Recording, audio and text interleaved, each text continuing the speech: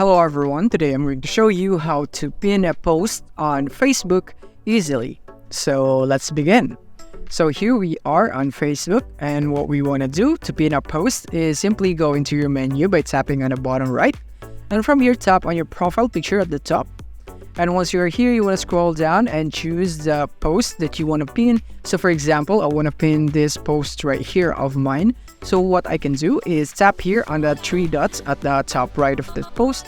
And then from here, you would have the option right here to pin a post right here. So you want to tap on that, and then you would just want to wait. And as you can see, it says your post has been pinned to the top of your timeline, and you can see it right here. And that is how easy it is to pin a post. And to unpin it is very easy. Tap on it again on the three dots and then tap on unpin post.